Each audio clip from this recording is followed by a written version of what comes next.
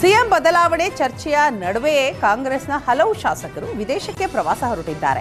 ಸ್ವಪಕ್ಷೀಯ ನಾಯಕರು ಪ್ರತಿಪಕ್ಷಗಳ ಟೀಕೆಗಳ ನಡುವೆ ಆಡಳಿತಾರೂಢ ಕಾಂಗ್ರೆಸ್ನ 20ಕ್ಕೂ ಅಧಿಕ ಶಾಸಕರು ಎಂಎಲ್ಸಿಗಳ ತಂಡ ಇವತ್ತು ವಿದೇಶ ಪ್ರವಾಸಕ್ಕೆ ತೆರಳುತ್ತಾ ಇದೆ. ಆಸ್ಟ್ರೇಲಿಯಾ, ನ್ಯೂಜಿಲೆಂಡ್ಗೆ ತೆರಳಲಿದ್ದು ಮಾರ್ಚ್ ಮೊದಲ ವಾರ ವಾಪಸ್ ಬರಲಿದ್ದಾರೆ ಅಂತ ಹೇಳಲಾಗ್ತಾ ಇದೆ. ರಾತ್ರಿ 8 ಗಂಟೆಗೆ ಬೆಂಗಳೂರಿನಿಂದ ಆಸ್ಟ್ರೇಲಿಯಾಗೆ ಪ್ರಯಾಣಿಸಲು ತೀರ್ಮಾನಿಸಿರೋದು ರಾಜಕೀಯ ವಲಯದಲ್ಲಿ ಚರ್ಚೆಗೆ ಕಾರಣವಾಗಿದೆ. ಈ ಪ್ರವಾಸಕ್ಕೆ ಹೋಗುವವರಲ್ಲಿ ವಿಶೇಷವಾಗಿ ಮುಖ್ಯಮಂತ್ರಿ ಸಿದ್ದರಾಮಯ್ಯ ಅವರ ಬಣದಲ್ಲಿ ಗುರುತಿಸಿಕೊಂಡಿರುವ ಶಾಸಕರುಗಳೇ ಹೆಚ್ಚು ಸಂಖ್ಯೆಯಲ್ಲಿ ಇದ್ದಾರೆ.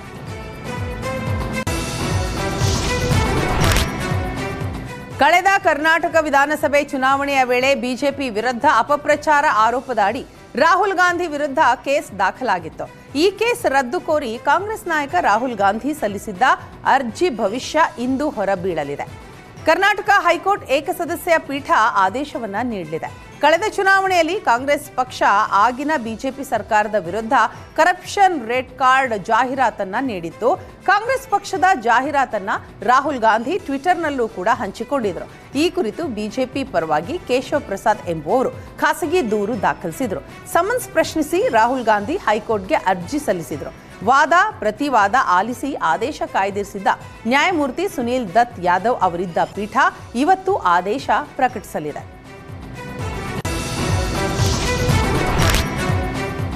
ಸಿಎಂ ಸಿದ್ದರಾಮಯ್ಯ 2026-27ನೇ ಸಾಲಿನ ಬಜೆಟ್ ಪೂರ್ವ ವಾಣಿಜ್ಯ ಸಂಘ ಸಂಸ್ಥೆಗಳ ಪ್ರತಿನಿಧಿಗಳ ಜೊತೆ ಸಭೆ ನಡೆಸಿದರು. ವಿಧಾನಸೌಧದ ಸಮ್ಮೇಳನ ಸಭಾಂಗಣದಲ್ಲಿ ಎಫ್ಕೆಸಿಸಿಐ ಅಧ್ಯಕ್ಷರಾದ ಶ್ರೀಮತಿ ಉಮಾರೆಡ್ಡಿ, ಪದಾಧಿಕಾರಿಗಳು ಹಾಗೂ ಇತರೆ ಸಂಘ ಸಂಸ್ಥೆಗಳ ಪದಾಧಿಕಾರಿಗಳು, ಆರ್ಥಿಕ ಸಲಹೆಗಾರರಾದ ಬಸವರಾಜ ರಾಯರೆಡ್ಡಿ, ಸರ್ಕಾರದ ಮುಖ್ಯ ಕಾರ್ಯದರ್ಶಿ ಶಾಲಿನಿ ರಜನೀಶ್, ಅಪರ ಮುಖ್ಯ ಕಾರ್ಯದರ್ಶಿ ಅಂಜುಮ್ ಪರ್ವೇಸ್ ಮತ್ತು ಆರ್ಥಿಕ ಇಲಾಖೆಯ ಅಧಿಕಾರಿಗಳು ಸಭೆಯಲ್ಲಿ ಉಪಸ್ಥಿತರಿದ್ದರು. ಉದ್ಯಮಿ ಸಿಜೆ ರಾಯ್ ಸೂಸೈಡ್ ಪ್ರಕರಣದ ತನಿಖೆ ಚುರುಕುಗೊಂಡಿದೆ. ಹೊರ ರಾಜ್ಯಗಳಿಗೆ ತೆರಳಿ 4 ತಂಡಗಳು ಸಿಜೆ ರಾಯ್ ಆಪ್ತ ವಲಯದ ವಿಚಾರಣೆ ನಡೆಸ್ತಾ ಇದೆ. ಸಿಜೆ ರಾಯ್ ಸಂಪರ್ಕದಲ್ಲಿದ್ದ ಆಪ್ತರು, ಬಿಸಿನೆಸ್ ಪಾರ್ಟ್ನರ್ಗಳ ರಿಯಲ್ ಎಸ್ಟೇಟ್ ಸೇರಿದಂತೆ ಎಲ್ಲೆಲ್ಲಿ ವ್ಯವಹಾರ ನಡೆಸ್ತಾ ಇದ್ದಾರೆ ಅನ್ನೋದರ ಬಗ್ಗೆ ತನಿಖೆ ನಡೆಸ್ತಾ ಇದ್ದಾರೆ. ಸಿಜೆ ರಾಯ್ಗೆ ನಷ್ಟ, ತಂಡ ಪ್ರಾಜೆಕ್ಟ್ಗಳಂತಹ ಹುಡುಕಾಟದಲ್ಲಿರುವ ಎಸ್ಐಟಿ ಯಾರ್ಯಾರ ಜೊತೆ ಕೈ ಜೋಡಿಸಿದ್ರು ಅನ್ನೋದರ ಬಗ್ಗೆಯೂ ಕೂಡ ತನಿಖೆಯನ್ನ ನಡೆಸ್ತಾ ಇದ್ದಾರೆ. ಕೇಂದ್ರ ರಕ್ಷಣಾ ಸಚಿವ ರಾಜನಾಥ್ ಸಿಂಗ್ 2 ದಿನಗಳ ಪ್ರವಾಸಕ್ಕಾಗಿ ರಾಜಧಾನಿ ಬೆಂಗಳೂರಿಗೆ ಆಗಮಿಸಿದ್ದಾರೆ. ಇಂದು ವಿವಿಧ ಕಾರ್ಯಕ್ರಮಗಳು ಹಾಗೂ ಸಭೆಗಳಲ್ಲಿ ರಾಜನಾಥ್ ಸಿಂಗ್ ಭಾಗಿಯಾಗಲಿದ್ದಾರೆ. ಬೆಂಗಳೂರಿನ HAL ವಿಮಾನ ನಿಲ್ದಾಣಕ್ಕೆ ಬಂದಿಳಿದ ಕೇಂದ್ರ ಸಚಿವ ರಾಜನಾಥ್ ಸಿಂಗ್ಗೆ ರಕ್ಷಣಾ ಇಲಾಖೆ ಹಾಗೂ HAL ಅಧಿಕಾರಿಗಳು ಸ್ವಾಗತ ಕೋರಿದರು. ರಕ್ಷಣಾ ಇಲಾಖೆಗೆ ಸಂಬಂಧಿತ ಉತ್ಪಾದನಾ ಕೇಂದ್ರಗಳಿಗೆ ಭೇಟಿ ನೀಡಿದ ರಾಜನಾಥ್ ಸಿಂಗ್ ಹಿರಿಯ ಅಧಿಕಾರಿಗಳ ಜೊತೆ ಮಹತ್ವದ ಮಾತುಕತೆ ನಡೆಸಿದರು. ಇನ್ನು ಫ್ರಾನ್ಸ್ ರಕ್ಷಣಾ ಸಚಿವರಾದ ಕ್ಯಾಥರಿನ್ ಮ್ಯಾಟ್ರಿನ್ ಜೊತೆ ಮಹತ್ವದ ಸಭೆ ನಡೆಸಲಿರುವ ರಾಜನಾಥ್ ಸಿಂಗ್ ಹ್ಯಾಮರ್ ಕ್ಷಿಪಣಿ H-125 ಹೆಲಿಕಾಪ್ಟರ್ ಬೆಂಗಳೂರಿನಲ್ಲೇ ನಿರ್ಮಿಸುವ ಸಂಬಂಧ ಮಾತುಕತೆ ನಡೆಯಲಿದೆ.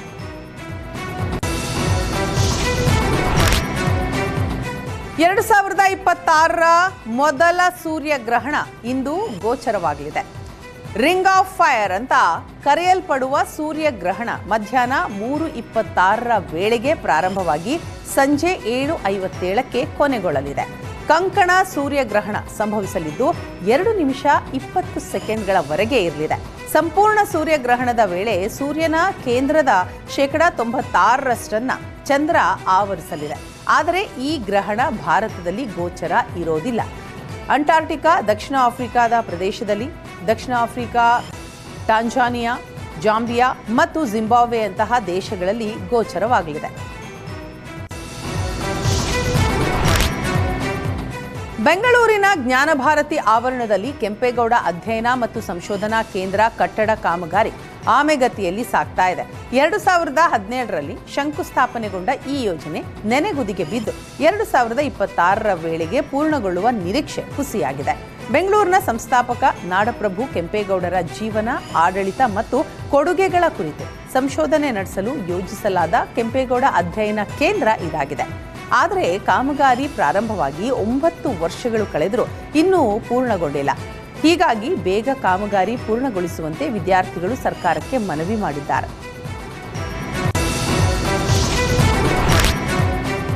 ಯಾದಗಿರಿಯಲ್ಲಿ ರೈಲ್ವೆ ಹಳಿ ಮೇಲಿಂದ ಹಾದು ಹೋಗುವ ಸೇತುವೆಗೆ ತಡೆಗೋಡೆ ನಿರ್ಮಿಸದೆ ಅಧಿಕಾರಿಗಳು ನಿರ್ಲಕ್ಷ್ಯ ವಹಿಸಿದ್ದಾರೆ. ಇದರಿಂದ ವಾಹನ ಚಾಲಕರು ಆತಂಕದಲ್ಲಿ ಪ್ರಯಾಣಿಸಬೇಕಾದಂತಹ ದುಸ್ಥಿತಿ ನಿರ್ಮಾಣಗೊಂಡಿದೆ. ನಗರದ ಹಳೆ ಬಸ್ ನಿಲ್ದಾಣದ ಎದುರುಗಡೆಯಿಂದ ಹಾದು ಹೋಗುವ ಪ್ರಮುಖ ರಾಜ್ಯ ಹೆದ್ದಾರಿಯಾಗಿರುವ ಈ ರಸ್ತೆ ಸುರಪುರ, ವಿಜಯಪುರ ಸೇರಿದಂತೆ ರಾಜ್ಯದ ರಾಜಧಾನಿ ಬೆಂಗಳೂರುವರೆಗೂ ಕೂಡ ಸಂಪರ್ಕ ಕಲ್ಪಿಸುತ್ತೆ. ಆದರೆ ಬಸ್ ನಿಲ್ದಾಣದಿಂದ ಸ್ವಲ್ಪ ದೂರದಲ್ಲೇ ಇರೋ ರೈಲ್ವೆ ಹಳಿಗೆ ನಿರ್ಮಿಸಿರುವ ಸೇತುವೆಯ ಮೇಲೆ ಇತ್ತೀಚೆಗೆ ರಸ್ತೆ ಕಾಮಗಾರಿ ಮಾಡಲಾಗಿದೆ. ಆದರೆ ರಸ್ತೆ ಬದಿ ಬಾರ್ಡರ್ ಲೈನಿಂಗ್ಸ್ ತಡೆಗೋಡೆ ನಿರ್ಮಿಸಲು ಅಧಿಕಾರಿಗಳು ಮೀನಾಮೇಷ ಎಣಿಸ್ತಾ ಇದ್ದು ಜನರು ಜೀವ ಭಯದಲ್ಲೇ ಸಂಚರಿಸಬೇಕಾಗಿದೆ. ಸಂಜೆ ಆದರೆ ನೂರಾರು ಖಾಸಗಿ, ಸರ್ಕಾರಿ ಬಸ್, ಲಾರಿಗಳು, ಗೂಡ್ಸ್ ವಾಹನಗಳು, ಟ್ಯಾಕ್ಸಿಗಳು ಸಂಚರಿಸುವ ಪ್ರಮುಖ ರಸ್ತೆ ಇದಾಗಿದ್ದು ರಾತ್ರಿ ಸಮಯದಲ್ಲಿ ದೊಡ್ಡ ವಾಹನಗಳಿಂದ ಸಮಸ್ಯೆ ಆಗ್ತಾ ಇದೆ. ಅಲ್ಲದೆ ಸಂಬಂಧಪಟ್ಟ ಅಧಿಕಾರಿಗಳಿಗೆ ಮುತ್ತಿಗೆ ಹಾಕಿ ಪಾಠ ಕಲಿಸಬೇಕಾಗುತ್ತೆ ಅಂತ ಹೋರಾಟಗಾರ ಉಮೇಶ್ ಮುದ್ನಾಳ ಆಕ್ರೋಶ ವ್ಯಕ್ತಪಡಿಸಿದ್ದಾರೆ. ಕಾಫಿನಾಡಿನಲ್ಲಿ ಕಾಡಾನೆ ದಾಳಿಗೆ ಕೂಲಿ ಕಾರ್ಮಿಕ ಬಲಿಯಾಗಿದ್ದಾನೆ. ಹಾವೇರಿ ಜಿಲ್ಲೆಯ ಹಾನಗಲ್ ತಾಲೂಕಿನ ತಿರುವಳ್ಳಿ ಮೂಲದ ಯಲ್ಲಪ್ಪ ಮೃತಪಟ್ಟ ದುರ್ದೈವಿ. ಚಿಕ್ಕಮಗಳೂರು ತಾಲೂಕಿನ ಹುಣಸೇಹಳ್ಳಿ ಸಮೀಪದ ಹ್ಯಾರಂಬಿಪುರ ಗ್ರಾಮದಲ್ಲಿ ಈ ಘಟನೆ ನಡೆದಿದೆ. ಕೂಲಿ ಕೆಲಸ ಮಾಡ್ತಾ ಇದ್ದ ಯಲ್ಲಪ್ಪ ನಾಗೇಶ್ ಗೌಡರ ತೋಟದ ಮೂಲಕ ಶ್ರೀಧರ್ ಗೌಡ ಎಂಬುವವರ ತೋಟದ ಲೈನ್ಗೆ ತೆರಳುತ್ತಾ ಇದ್ದಾಗ ಕಾಡಾನೆ ಏಕಾಏಕಿ ದಾಳಿ ಮಾಡಿದೆ. ದಾಳಿಯ ತೀವ್ರತೆಗೆ ಯಲ್ಲಪ್ಪ ಸ್ಥಳದಲ್ಲೇ ಅಸುನೀಗಿದ್ದಾನೆ. ಈ ಅನಿರೀಕ್ಷಿತ ಸಾವಿನಿಂದ ಆಕ್ರೋಶಗೊಂಡಿರುವ ಮಲೆನಾಡು ನಾಗರಿಕ ರಕ್ಷಣಾ ವೇದಿಕೆ ಮತ್ತು ವಿವಿಧ ರೈತಪರ ಸಂಘಟನೆಗಳ ಕಾರ್ಯಕರ್ತರು ಬಾಳೆಹೊನ್ನೂರು ಅರಣ್ಯ ಇಲಾಖೆ ಕಚೇರಿಯ ಮುಂದೆ ಪ್ರತಿಭಟನೆ ನಡೆಸಿದ್ದಾರೆ. ಕಾಡಾನೆಗಳ ಹಾವಳಿಯಿಂದ ಅಮಾಯಕ ಜೀವಗಳು ಬಲಿಯಾಗ್ತಾ ಇರೋದಕ್ಕೆ ತೀವ್ರ ಅಸಮಾಧಾನ ವ್ಯಕ್ತಪಡಿಸಿರುವ ಪ್ರತಿಭಟನಾಕಾರರು ಮೃತರ ಕುಟುಂಬಕ್ಕೆ ತಕ್ಷಣವೇ ಗರಿಷ್ಠ ಪರಿಹಾರ ಘೋಷಿಸಬೇಕು ಮತ್ತು ಈ ಭಾಗದಲ್ಲಿ ಕಾಡಾನೆಗಳ ನಿಯಂತ್ರಣಕ್ಕೆ ಅರಣ್ಯ ಇಲಾಖೆಯು ಶಾಶ್ವತ ಕ್ರಮಗಳನ್ನು ತೆಗೆದುಕೊಳ್ಳಬೇಕು ಅಂತ ಒತ್ತಾಯಿಸಿದರು. ಉಡುಪಿ ಜಿಲ್ಲೆಯಲ್ಲಿ ಹಲವು ಕಡೆ ಚಿರತೆಗಳ ಕಾಟ ಶುರುವಾಗಿದೆ. ಈ ಹಿಂದೆ ವರ್ಷಕ್ಕೊಂದು 2 ಬಾರಿ ಮಾತ್ರ ಕೆಲ ಪ್ರದೇಶಗಳಲ್ಲಿ ಕಾಣಿಸಿಕೊಳ್ತಾ ಇರುವ ಕಾಡು ಪ್ರಾಣಿ ಈಗ ಎಲ್ಲೆಂದರಲ್ಲಿ ನಿತ್ಯ ಕಾಣಿಸಿಕೊಳ್ತಾ ಇದೆ. ಜಿಲ್ಲೆಯ 7 ಕಡೆಗಳಲ್ಲಿ ಚಿರತೆ ಸೆರೆಗೆ ಬೋನ್ ಇರಿಸಲಾಗಿದೆ. ಬೀದಿ ನಾಯಿಗಳನ್ನ ಟಾರ್ಗೆಟ್ ಮಾಡಿಕೊಂಡಿರುವ ಚಿರತೆ ಕಾಟಕ್ಕೆ ಗ್ರಾಮೀಣ ಭಾಗದ ಜನ ಬೆಚ್ಚಿ ಬಿದ್ದಿದ್ದಾರೆ.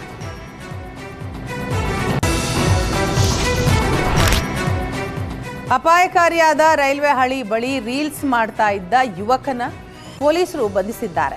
ದುರ್ಗಮ್ಮ ದೇವಸ್ಥಾನದ ರೈಲ್ವೆ ಬ್ರಿಡ್ಜ್ ಮೇಲೆ ಅಪಾಯಕಾರಿ ಸ್ಥಳದಲ್ಲಿ ಯುವಕನೋರ್ವ ತನ್ನ ಪ್ರಾಣಕ್ಕೆ ಅಪಾಯವಾಗುವ ರೀತಿಯಲ್ಲಿ ಡ್ಯಾನ್ಸ್ ಮಾಡಿ ರೀಲ್ಸ್ ಮಾಡಿ ಇನ್ಸ್ಟಾದಲ್ಲಿ ಶೇರ್ ಮಾಡಿದ್ದ. ಜಿಲ್ಲಾ ಪೊಲೀಸ್ ಕಚೇರಿಯ ಸಾಮಾಜಿಕ ಮಾಧ್ಯಮ ಘಟಕದಲ್ಲಿ ಪರಿಶೀಲನೆಯ ಆಧಾರದ ಮೇಲೆ ರೀಲ್ಸ್ ಮಾಡಿದ ಯುವಕನ ಪತ್ತೆ ಮಾಡಿ ಕಾನೂನು ಕ್ರಮಕ್ಕೆ ಮುಂದಾಗಿದ್ದಾರೆ.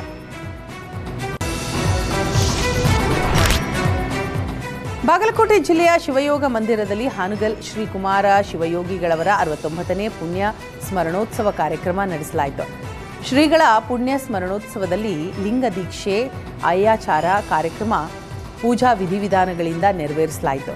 ಹಾವೇರಿಯ ಹುಕ್ಕೇರಿ ಮಠದ ಸದಾಶಿವ ಮಹಾಸ್ವಾಮಿಗಳ ನೇತೃತ್ವದಲ್ಲಿ ಶ್ರೀಮಠದಲ್ಲಿ ಬೆಳಿಗ್ಗೆಯಿಂದಲೂ ವಿವಿಧ ಧಾರ್ಮಿಕ ಕಾರ್ಯಗಳು ನಡೆದು ಒಟ್ಟು 120 ಲಿಂಗ ದೀಕ್ಷೆ ಕಾರ್ಯಕ್ರಮ ನೆರವೇರಿಸಲಾಯಿತು. ಪ್ರತಿ ವರ್ಷ ಶಿವಯೋಗ ದಿನದಂದು ಜಂಗಮ ವಟುಗಳಿಗೆ ಹಲವಾರು ವರ್ಷಗಳಿಂದ ಲಿಂಗ ದೀಕ್ಷೆ ನಡೀತಾ ಇದ್ದು ಪ್ರತಿ ವರ್ಷ 100ಕ್ಕೂ ಅಧಿಕ ಜನ ಲಿಂಗ ದೀಕ್ಷೆ ಪಡೆಯೋದು ಇಲ್ಲಿನ ವಿಶೇಷ. ಇನ್ನು ಕಾರ್ಯಕ್ರಮದಲ್ಲಿ ಹಿರೇಮಠದ ಶಿವಲಿಂಗೇಶ್ವರ ಸ್ವಾಮೀಜಿ, ಬಾದಾಮಿಯ ಶಿವಪೂಜಾ ಶಿವಾಚಾರ್ಯರು ಸೇರಿದಂತೆ ಅನೇಕ ಮಠಾಧೀಶರು ಹಾಗೂ ನೂರಾರು ಭಕ್ತರು ಭಾಗಿಯಾಗಿದ್ದರು. ಸಿಎಂ ಬದಲಾವಣೆ ಚರ್ಚೆಯ ನಡುವೆಯೇ ಕಾಂಗ್ರೆಸ್ನ ಹಲವು ಶಾಸಕರು ವಿದೇಶಕ್ಕೆ ಪ್ರವಾಸ ಹೊರಟಿದ್ದಾರೆ.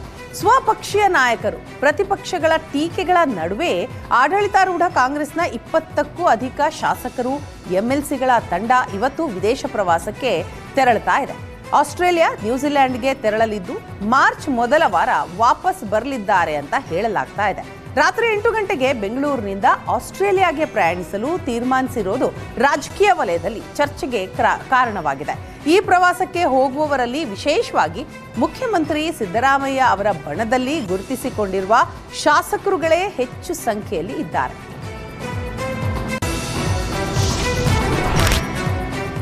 ಕಳೆದ ಕರ್ನಾಟಕ ವಿಧಾನಸಭೆ ಚುನಾವಣೆಯ ವೇಳೆ ಬಿಜೆಪಿ ವಿರುದ್ಧ ಅಪಪ್ರಚಾರ ಆರೋಪದ ಅಡಿ ರಾಹುಲ್ ಗಾಂಧಿ ವಿರುದ್ಧ ಕೇಸ್ ದಾಖಲಾಗಿತ್ತು. ಈ ಕೇಸ್ ರದ್ದು ಕೋರಿ ಕಾಂಗ್ರೆಸ್ ನಾಯಕ ರಾಹುಲ್ ಗಾಂಧಿ ಸಲ್ಲಿಸಿದ್ದ ಅರ್ಜಿ ಭವಿಷ್ಯ ಇಂದು ಹೊರಬೀಳಲಿದೆ. ಕರ್ನಾಟಕ ಹೈಕೋರ್ಟ್ ಏಕಸದಸ್ಯ ಪೀಠ ಆದೇಶವನ್ನ ನೀಡಲಿದೆ. ಕಳೆದ ಚುನಾವಣೆಯಲ್ಲಿ ಕಾಂಗ್ರೆಸ್ ಪಕ್ಷ ಆಗಿನ ಬಿಜೆಪಿ ಸರ್ಕಾರದ ವಿರುದ್ಧ ಕರಪ್ಷನ್ ರೆಡ್ ಕಾರ್ಡ್ ಜಾಹೀರಾತನ್ನ ನೀಡಿತ್ತು. ಕಾಂಗ್ರೆಸ್ ಪಕ್ಷದ ಜಾಹೀರಾತನ್ನ ರಾಹುಲ್ ಗಾಂಧಿ ಟ್ವಿಟರ್ನಲ್ಲೂ ಕೂಡ ಹಂಚಿಕೊಂಡಿದ್ರು. ಈ ಕುರಿತು ಬಿಜೆಪಿ ಪರವಾಗಿ ಕೇಶವ್ ಪ್ರಸಾದ್ ಎಂಬುವವರು ಖಾಸಗಿ ದೂರು ದಾಖಲಿಸಿದ್ರು. ಸಮನ್ಸ್ ಪ್ರಶ್ನಿಸಿ ರಾಹುಲ್ ಗಾಂಧಿ ಹೈಕೋರ್ಟ್ಗೆ ಅರ್ಜಿ ಸಲ್ಲಿಸಿದ್ರು. ವಾದ ಪ್ರತಿವಾದ ಆಲಿಸಿ ಆದೇಶ ಕಾಯ್ದಿರಿಸಿದ್ದ ನ್ಯಾಯಮೂರ್ತಿ ಸುನೀಲ್ ದತ್ ಯಾದವ್ ಅವರಿದ್ದ ಪೀಠ ಇವತ್ತು ಆದೇಶ ಪ್ರಕಟಿಸಲಿದೆ.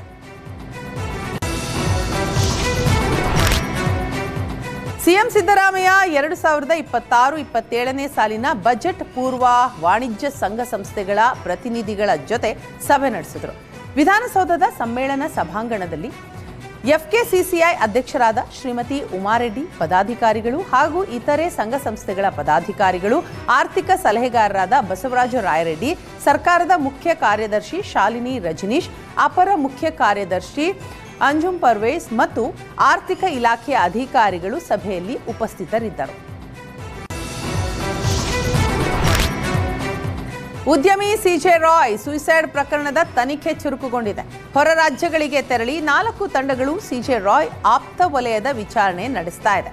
ಸಿಜೆ ರಾಯ್ ಸಂಪರ್ಕದಲ್ಲಿದ್ದ ಆಪ್ತರು, ಬಿಸಿನೆಸ್ ಪಾರ್ಟ್ನರ್ಗಳ ರಿಯಲ್ ಎಸ್ಟೇಟ್ ಸೇರಿದಂತೆ ಎಲ್ಲೆಲ್ಲಿ ವ್ಯವಹಾರ ನಡೆಸ್ತಾ ಇದ್ದಾರೆ ಅನ್ನೋದರ ಬಗ್ಗೆ ತನಿಖೆ ನಡೆಸ್ತಾ ಇದ್ದಾರೆ.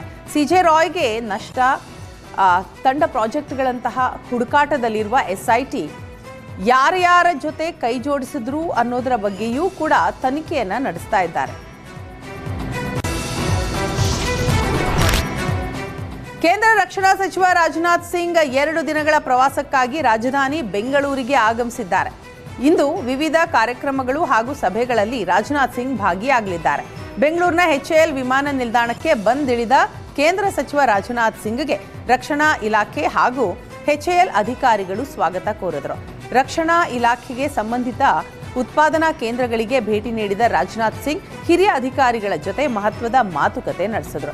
ಇನ್ನು ಫ್ರಾನ್ಸ್ ರಕ್ಷಣಾ ಸಚಿವರಾದ ಕ್ಯಾಥರಿನ್ ಮ್ಯಾಟ್ರಿನ್ ಜೊತೆ ಮಹತ್ವದ ಸಭೆ ನಡೆಸಲಿರುವ ರಾಜನಾಥ್ ಸಿಂಗ್ ಹ್ಯಾಮರ್ ಕ್ಷಿಪಣಿ H-125 ಹೆಲಿಕಾಪ್ಟರ್ ಬೆಂಗಳೂರಿನಲ್ಲೇ ನಿರ್ಮಿಸುವ ಸಂಬಂಧ ಮಾತುಕತೆ ನಡೆಯಲಿದೆ.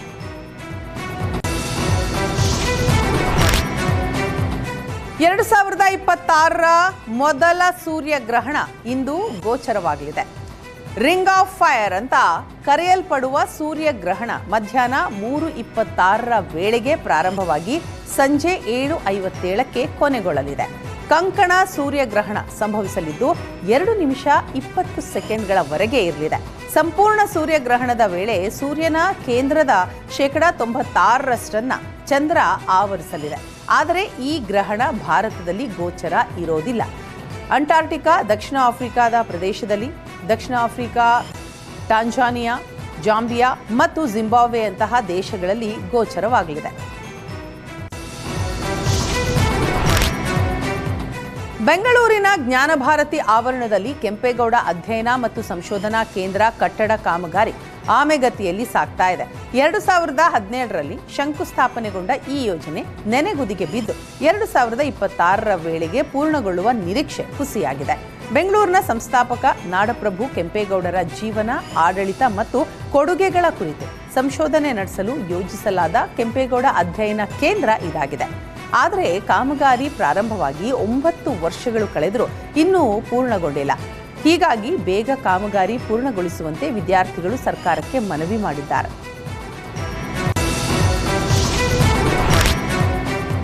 ಯಾದಗಿರಿಯಲ್ಲಿ ರೈಲ್ವೆ ಹಳಿ ಮೇಲಿಂದ ಹಾದು ಹೋಗುವ ಸೇತುವೆಗೆ ತಡೆಗೋಡೆ ನಿರ್ಮಿಸದೆ ಅಧಿಕಾರಿಗಳು ನಿರ್ಲಕ್ಷ್ಯ ವಹಿಸಿದ್ದಾರೆ. ಇದರಿಂದ ವಾಹನ ಚಾಲಕರು ಆತಂಕದಲ್ಲಿ ಪ್ರಯಾಣಿಸಬೇಕಾದಂತಹ ದುಸ್ಥಿತಿ ನಿರ್ಮಾಣಗೊಂಡಿದೆ. ನಗರದ ಹಳೆ ಬಸ್ ನಿಲ್ದಾಣದ ಎದುರುಗಡೆಯಿಂದ ಹಾದು ಹೋಗುವ ಪ್ರಮುಖ ರಾಜ್ಯ ಹೆದ್ದಾರಿಯಾಗಿರುವ ಈ ರಸ್ತೆ ಸುರಪುರ, ವಿಜಯಪುರ ಸೇರಿದಂತೆ ರಾಜ್ಯದ ರಾಜಧಾನಿ ಬೆಂಗಳೂರುವರೆಗೂ ಕೂಡ ಸಂಪರ್ಕ ಕಲ್ಪಿಸುತ್ತೆ. ಆದರೆ ಬಸ್ ನಿಲ್ದಾಣದಿಂದ ಸ್ವಲ್ಪ ದೂರದಲ್ಲೇ ಇರೋ ರೈಲ್ವೆ ಹಳಿಗೆ ನಿರ್ಮಿಸಿರುವ ಸೇತುವೆಯ ಮೇಲೆ ಇತ್ತೀಚೆಗೆ ರಸ್ತೆ ಕಾಮಗಾರಿ ಮಾಡಲಾಗಿದೆ. ಆದರೆ ರಸ್ತೆ ಬದಿ ಬಾರ್ಡರ್ ಲೈನಿಂಗ್ಸ್ ತಡೆಗೋಡೆ ನಿರ್ಮಿಸಲು ಅಧಿಕಾರಿಗಳು ಮೀನಾಮೇಷ ಎಣಿಸ್ತಾ ಇದ್ದು ಜನರು ಜೀವ ಭಯದಲ್ಲೇ ಸಂಚರಿಸಬೇಕಾಗಿದೆ. ಸಂಜೆ ಆದರೆ ನೂರಾರು ಖಾಸಗಿ, ಸರ್ಕಾರಿ ಬಸ್, ಲಾರಿಗಳು, ಗೂಡ್ಸ್ ವಾಹನಗಳು ಟ್ಯಾಕ್ಸಿಗಳು ಸಂಚರಿಸುವ ಪ್ರಮುಖ ರಸ್ತೆ ಇದಾಗಿದ್ದು ರಾತ್ರಿ ಸಮಯದಲ್ಲಿ ದೊಡ್ಡ ವಾಹನಗಳಿಂದ ಸಮಸ್ಯೆ ಆಗ್ತಾ ಇದೆ. ಅಲ್ಲದೆ ಸಂಬಂಧಪಟ್ಟ ಅಧಿಕಾರಿಗಳಿಗೆ ಮುತ್ತಿಗೆ ಹಾಕಿ ಪಾಠ ಕಲಿಸಬೇಕಾಗುತ್ತೆ ಅಂತ ಹೋರಾಟಗಾರ ಉಮೇಶ್ ಮುದ್ನಾಳ ಆಕ್ರೋಶ ವ್ಯಕ್ತಪಡಿಸಿದ್ದಾರೆ. ಕಾಫಿನಾಡಿನಲ್ಲಿ ಕಾಡಾನೆ ದಾಳಿಗೆ ಕೂಲಿ ಕಾರ್ಮಿಕ ಬಲಿಯಾಗಿದ್ದಾನೆ. ಹಾವೇರಿ ಜಿಲ್ಲೆಯ ಹಾನಗಲ್ ತಾಲೂಕಿನ ತಿರುವಳ್ಳಿ ಮೂಲದ ಯಲ್ಲಪ್ಪ ಮೃತಪಟ್ಟ ದುರ್ದೈವಿ. ಚಿಕ್ಕಮಗಳೂರು ತಾಲೂಕಿನ ಹುಣಸೇಹಳ್ಳಿ ಸಮೀಪದ ಹ್ಯಾರಂಬಿಪುರ ಗ್ರಾಮದಲ್ಲಿ ಈ ಘಟನೆ ನಡೆದಿದೆ. ಕೂಲಿ ಕೆಲಸ ಮಾಡ್ತಾ ಇದ್ದ ಯಲ್ಲಪ್ಪ ನಾಗೇಶ್ ಗೌಡರ ತೋಟದ ಮೂಲಕ ಶ್ರೀಧರ್ ಗೌಡ ಎಂಬುವವರ ತೋಟದ ಲೈನ್ಗೆ ತೆರಳುತ್ತಾ ಇದ್ದಾಗ ಕಾಡಾನೆ ಏಕಾಏಕಿ ದಾಳಿ ಮಾಡಿದೆ. ದಾಳಿಯ ತೀವ್ರತೆಗೆ ಯಲ್ಲಪ್ಪ ಸ್ಥಳದಲ್ಲೇ ಅಸುನೀಗಿದ್ದಾನೆ. ಈ ಅನಿರೀಕ್ಷಿತ ಸಾವಿನಿಂದ ಆಕ್ರೋಶಗೊಂಡಿರುವ ಮಲೆನಾಡು ನಾಗರಿಕ ರಕ್ಷಣಾ ವೇದಿಕೆ ಮತ್ತು ವಿವಿಧ ರೈತಪರ ಸಂಘಟನೆಗಳ ಕಾರ್ಯಕರ್ತರು ಬಾಳೆಹೊನ್ನೂರು ಅರಣ್ಯ ಇಲಾಖೆ ಕಚೇರಿಯ ಮುಂದೆ ಪ್ರತಿಭಟನೆ ನಡೆಸಿದ್ದಾರೆ. ಕಾಡಾನೆಗಳ ಹಾವಳಿಯಿಂದ ಅಮಾಯಕ ಜೀವಗಳು ಬಲಿಯಾಗ್ತಾ ಇರೋದಕ್ಕೆ ತೀವ್ರ ಅಸಮಾಧಾನ ವ್ಯಕ್ತಪಡಿಸಿರುವ ಪ್ರತಿಭಟನಾಕಾರರು ಮೃತರ ಕುಟುಂಬಕ್ಕೆ ತಕ್ಷಣವೇ ಗರಿಷ್ಠ ಪರಿಹಾರ ಘೋಷಿಸಬೇಕು ಮತ್ತು ಈ ಭಾಗದಲ್ಲಿ ಕಾಡಾನೆಗಳ ನಿಯಂತ್ರಣಕ್ಕೆ ಅರಣ್ಯ ಇಲಾಖೆಯು ಶಾಶ್ವತ ಕ್ರಮಗಳನ್ನು ತೆಗೆದುಕೊಳ್ಳಬೇಕು ಅಂತ ಒತ್ತಾಯಿಸಿದರು. ಉಡುಪಿ ಜಿಲ್ಲೆಯಲ್ಲಿ ಹಲವು ಕಡೆ ಚಿರತೆಗಳ ಕಾಟ ಶುರುವಾಗಿದೆ. ಈ ಹಿಂದೆ ವರ್ಷಕ್ಕೊಂದು 2 ಬಾರಿ ಮಾತ್ರ ಕೆಲ ಪ್ರದೇಶಗಳಲ್ಲಿ ಕಾಣಿಸಿಕೊಳ್ತಾ ಇರುವ ಕಾಡು ಪ್ರಾಣಿ ಈಗ ಎಲ್ಲೆಂದರಲ್ಲಿ ನಿತ್ಯ ಕಾಣಿಸಿಕೊಳ್ತಾ ಇದೆ. ಜಿಲ್ಲೆಯ 7 ಕಡೆಗಳಲ್ಲಿ ಚಿರತೆ ಸೆರೆಗೆ ಬೋನಿರಿಸಲಾಗಿದೆ. ಬೀದಿ ನಾಯಿಗಳನ್ನ ಟಾರ್ಗೆಟ್ ಮಾಡಿಕೊಂಡಿರುವ ಚಿರತೆ ಕಾಟಕ್ಕೆ ಗ್ರಾಮೀಣ ಭಾಗದ ಜನ ಬೆಚ್ಚಿ ಬಿದ್ದಿದ್ದಾರೆ.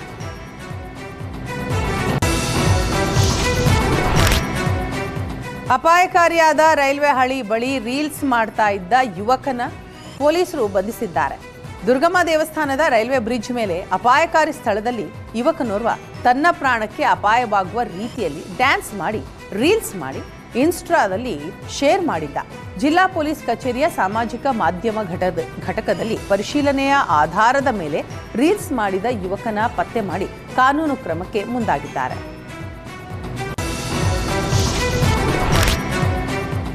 ಬಾಗಲಕೋಟೆ ಜಿಲ್ಲೆಯ ಶಿವಯೋಗ ಮಂದಿರದಲ್ಲಿ ಹಾನಗಲ್ ಶ್ರೀ ಕುಮಾರ ಶಿವಯೋಗಿಗಳವರ 69ನೇ ಪುಣ್ಯ ಸ್ಮರಣೋತ್ಸವ ಕಾರ್ಯಕ್ರಮ ನಡೆಸಲಾಯಿತು. ಶ್ರೀಗಳ ಪುಣ್ಯ ಸ್ಮರಣೋತ್ಸವದಲ್ಲಿ ಲಿಂಗ ದೀಕ್ಷೆ ಅಯ್ಯಾಚಾರ ಕಾರ್ಯಕ್ರಮ ಪೂಜಾ ವಿಧಿವಿಧಾನಗಳಿಂದ ನೆರವೇರಿಸಲಾಯಿತು. ಹಾವೇರಿಯ ಹುಕ್ಕೇರಿ ಮಠದ ಸದಾಶಿವ ಮಹಾಸ್ವಾಮಿಗಳ ನೇತೃತ್ವದಲ್ಲಿ ಶ್ರೀಮಠದಲ್ಲಿ ಬೆಳಿಗ್ಗೆಯಿಂದಲೂ ವಿವಿಧ ಧಾರ್ಮಿಕ ಕಾರ್ಯಗಳು ನಡೆದು ಒಟ್ಟು 120 ಲಿಂಗ ದೀಕ್ಷೆ ಕಾರ್ಯಕ್ರಮ ನೆರವೇರಿಸಲಾಯಿತು. ಪ್ರತಿ ವರ್ಷ ಶಿವಯೋಗ ದಿನದಂದು ಜಂಗಮ ವಟುಗಳಿಗೆ ಹಲವಾರು ವರ್ಷಗಳಿಂದ ಲಿಂಗ ದೀಕ್ಷೆ ನಡೀತಾ ಇದ್ದು ಪ್ರತಿ ವರ್ಷ 100ಕ್ಕೂ ಅಧಿಕ ಜನ ಲಿಂಗ ದೀಕ್ಷೆ ಪಡೆಯೋದು ಇಲ್ಲಿನ ವಿಶೇಷ.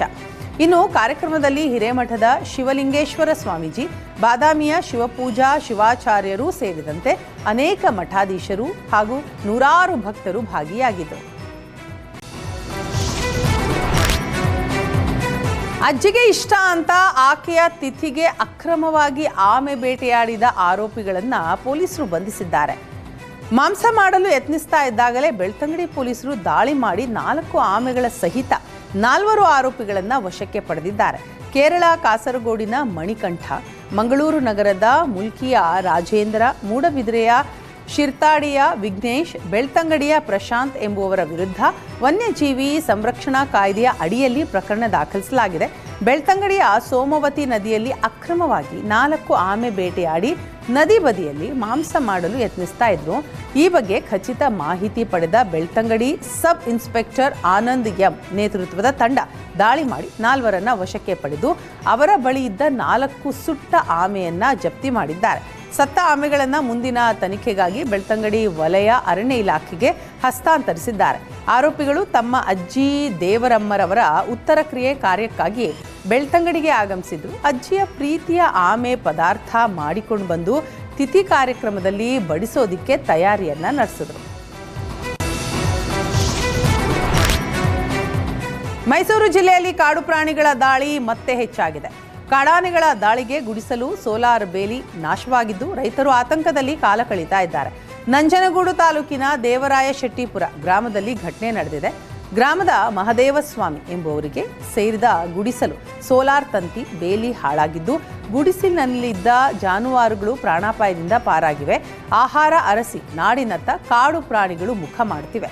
ಆನೆಗಳು ಅಂತೂ ದಾಂಗುಡಿ ಇಡ್ತಾ ಇದ್ದು ಅಧಿಕಾರಿಗಳು ಇದಕ್ಕೆ ಕಡಿವಾಣ ಹಾಕುವಂತೆ ಸ್ಥಳೀಯರು ಅನ್ನದಾತರು ಮನವಿ ಮಾಡಿದ್ದಾರೆ. ಕೊಪ್ಪಳದ ತೋಟಗಾರಿಕೆ ಇಲಾಖೆಯಲ್ಲಿ 5 ದಿನಗಳ ಕಾಲ ನಡೆದ ಹಣ್ಣು, ಅಣಬೆ ಹಾಗೂ ಜೇನು ಮೇಳ ಮುಕ್ತಾಯಗೊಂಡಿದೆ. 5 ದಿನಗಳ ಕಾಲ ಜರುಗಿದ ಈ ಮೇಳದಲ್ಲಿ 30,000ಕ್ಕೂ ಅಧಿಕ ಗ್ರಾಹಕರು ಮೇಳದಲ್ಲಿ ಭಾಗಿಯಾಗಿದ್ದರು. ಜೊತೆಗೆ 45 ಲಕ್ಷಕ್ಕೂ ಹೆಚ್ಚಿನ ವಹಿವಾಟು ಆಗಿದೆ. ಈ ಮೇಳದಲ್ಲಿ ಗ್ರಾಹಕರು ಹಳದಿ ತಿರುಳಿನ ಕಲ್ಲಂಗಡಿ ಹಣ್ಣನ್ನು ಅತಿ ಹೆಚ್ಚು ಖರೀದಿಸಿದ್ದಾರೆ. ಜೊತೆಗೆ 30 ಟನ್ಗೂ ಹೆಚ್ಚಿನ ಕೆಂಪು ತಿರುಳಿನ ಕಲ್ಲಂಗಡಿ ಸಹ ಮಾರಾಟ ಆಗಿದೆ. ಇದರ ಜೊತೆಗೆ 200 ಟನ್ಗೂ ಹೆಚ್ಚಿನ ವಿವಿಧ ಜಾತಿಯ ಕರ್ಬೂಜ ಹಣ್ಣುಗಳು ಮಾರಾಟ ಆಗಿವೆ. ಹಾಗೆ 5 ಟನ್ಗೂ ಹೆಚ್ಚು ದಾಳಿಂಬೆ, 8 ಟನ್ಗೂ ಅಧಿಕ ದ್ರಾಕ್ಷಿ ಮತ್ತು ಅಂಜೂರ, ಪೇರಲೆ, ಚಿಕ್ಕು, ಬಾಳೆ ಸೇರಿ ಒಂದೇ ಸೂರಿನಡಿ ಬೆಳೆಗಳನ್ನು ಖರೀದಿಸಿ ಜನ ಖುಷಿಯಾಗಿದ್ದಾರೆ. ಒಕ್ಕಲಿಗ ಯುವ ಬ್ರಿಗೇಡ್ ವತಿಯಿಂದ ವಿಶ್ವ ಒಕ್ಕಲಿಗರ ಮಹಾಸಂಸ್ಥಾನ ಮಠದ ಆಶ್ರಯದಲ್ಲಿ 2 ದಿನಗಳ ಕಾಲ ರಾಜ್ಯ ಮಟ್ಟದ ಸಾವಯವ ಸಂತೆ, ಉಚಿತ ಆರೋಗ್ಯ ಶಿಬಿರ, ಸರ್ವಜನಾಂಗದ ವಧುವರರ ಮುಖಾಮುಖಿ, ಪರಮಪೂಜ್ಯ ಜಗದ್ಗುರು ಶ್ರೀ ಕುಮಾರ ಚಂದ್ರಶೇಖರ ಸ್ವಾಮೀಜಿಯವರ ಸಂಸ್ಮರಣಾ ಗ್ರಂಥ ಹಮ್ಮಿಕೊಳ್ಳಲಾಗಿತ್ತು. ಕಾರ್ಯಕ್ರಮದಲ್ಲಿ ದಿವ್ಯ ಸಾನ್ನಿಧ್ಯ ವಹಿಸಿದವರು ಜಗದ್ಗುರು ಶ್ರೀ ಡಾಕ್ಟರ್ ನಿರ್ಮಲಾನಂದನಾಥ, ಶ್ರೀ ಕುಮಾರ ಚಂದ್ರಶೇಖರನಾಥರ ಸಾಧನೆಯ ಬಗ್ಗೆ ಹಾಗೂ ಒಕ್ಕಲಿಗ ಯುವ ಬ್ರಿಗೇಡ್ನ ಸಮಾಜಮುಖಿ ಕಾರ್ಯಕ್ರಮಗಳ ಕುರಿತು ಮೆಚ್ಚುಗೆಯನ್ನ ವ್ಯಕ್ತಪಡಿಸಿದರು. ಕಾರ್ಯಕ್ರಮದಲ್ಲಿ ಮಾತನಾಡಿದ ನಿಶ್ಚಲಾನಂದನಾಥ ಮಹಾಸ್ವಾಮೀಜಿ ಒಕ್ಕಲಿಗ ಬ್ರಿಗೇಡಿನ ಸಂಸ್ಥಾಪಕ ಅಧ್ಯಕ್ಷ ನಂಜೇಗೌಡ ನಂಜುಂಡ ಅವರ ಶ್ರಮ ಮತ್ತು ಸಾಧನೆಯ ಬಗ್ಗೆ ಮೆಚ್ಚುಗೆ ವ್ಯಕ್ತಪಡಿಸಿದರು. ಕಾರ್ಯಕ್ರಮದಲ್ಲಿ ಕೃಷಿ ಸಚಿವ ಚಲವರಾಯಸ್ವಾಮಿ, ಶಾಸಕ ಸೋಮಶೇಖರ್, IAS ಅಧಿಕಾರಿ ಕುಮಾರ್, IPS ಅಧಿಕಾರಿ ಯತೀಶ್, ಜಗದೀಶ್, ಚಂದನ್ ಗೌಡ ಸೇರಿದಂತೆ ಹಲವರು ಭಾಗಿಯಾಗಿದ್ದರು.